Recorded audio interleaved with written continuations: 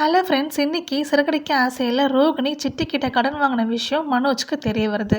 என்ன ஆச்சுன்னா, நம்ம விஜய் எப்பவும் போல மீனா கிட்ட போய் அப்படின்ற மாதிரி சொல்கிறாங்க.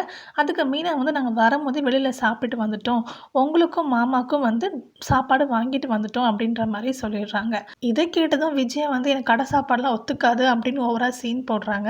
அதுக்கு மீனா சொல்கிறாங்க, நாங்கள் வந்து வீட்டில் செய்கிற மாதிரி இருக்க ஹோட்டலில் தான் வாங்கிட்டு வந்திருக்கோம் அப்படின்ற மாதிரி சொல்கிறாங்க.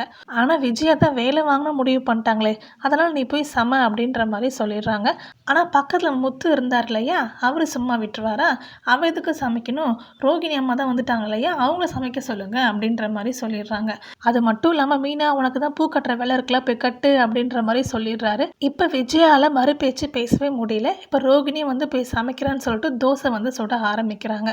ரோகிணிக்கு தோசை சுடுறதுக்கும் வரல, அந்த சட்னி அரைக்கிறதுக்கும் வரல. தோசையை போட்டு பிச்சு பிச்சு எடுக்கிறாங்க.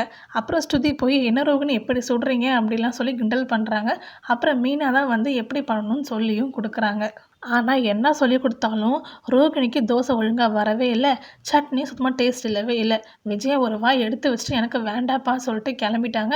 மனோஜ் வந்து நான் வெளியில் ஆர்டர் பண்ணி சாப்பிட்டுக்கிறேன்னு சொல்லி அவரும் கிளம்பிட்டாரு. இப்போ ரோகிணி பண்ணது ரோகிணி மட்டும்தான் சாப்பிட்ற மாதிரி ஆயிடுச்சு. ஆனால் மீனாக்கு மனசு கேட்காம, நீங்கள் எதுக்கு சிட்டிக்கிட்டலாம் கடன் வாங்கி வச்சுருக்கீங்க, அவர் ரொம்ப பெரிய ரவுடி, ரொம்ப மோசமானவன் அப்படின்ற மாதிரிலாம் சொல்கிறாங்க. இதை கேட்டதும் ரோகிணிக்கு பயங்கரமாக ஷாக் ஆகிடுது.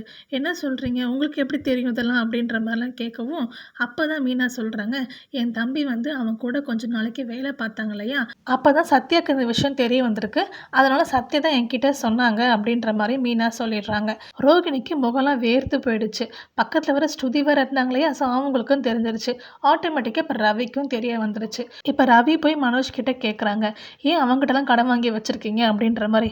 என்னது கடன் வாங்கினோமா, நாங்கள் யார்ட்டடா போய் கடன் வாங்க போகிறோம், எங்கள் பணத்தை தாண்டா தூக்கிட்டு போகிறாங்க அப்படின்ற மாதிரி மனோஜ் சொல்கிறாரு.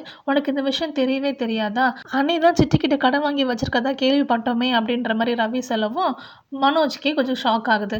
என்ன நீ சொல்கிற, உனக்கு எப்படி தெரியும் அப்படின்ற மாதிரிலாம் கேட்கவும், முத்து தான் சொன்னாப்ல அப்படின்னு சொல்லவும், அவன் சும்மா தான் கதை கட்டிட்டு உட்காந்துருப்பான், போய் வேலையை பாரு அப்படின்னு சொல்லி கண்டுக்காமல் போயிடுறாரு. அப்படியே ரோகிணி கிட்ட போய் இந்த விஷயத்த சொல்கிறாரு. ரோகிணி வெளில காமிச்சிக்காமையே ரொம்ப கேஷுவலாக பேசுகிற மாதிரி பேசுகிறாங்க. இதெல்லாம் உங்களுக்கு யார் சொன்னது அப்படின்ற மாதிரி கேட்குறாங்க. அந்த முத்து தான் சொல்கிறான் எல்லாத்தையும் அப்படின்ற மாதிரி மனோஜ் சொல்லவும், ரோகிணி வந்து அவர் தேவையில்லாமல் இந்த மாதிரி பண்ணுறதே அவருக்கு வேலையாக போச்சு அப்படின்ற மாதிரி சொல்லி சமாளிக்கிறாங்க. ஆனால் இப்போ ரோகிணியோட விஷயம் ஒவ்வொன்றா வந்து வெளியில் வர ஆரம்பிக்குது. கூடிய சீக்கிரம் எல்லா உண்மையும் தெரிய வந்ததுக்கு அப்புறமேட்டுக்கு ரோகிணி நிலைமை என்ன தான் ஆகுதுன்னு வெயிட் பண்ணி பார்ப்போம். உங்களுக்கு வீடியோ பிடிச்சிருந்துச்சுன்னா வீடியோக்கு லைக் பண்ணி நம்ம சேனல் சப்ஸ்கிரைப் பண்ணி சப்போர்ட் பண்ணுங்கள். தேங்க்யூ அண்ட் தேங்க்ஸ் ஃபார் வாட்சிங்.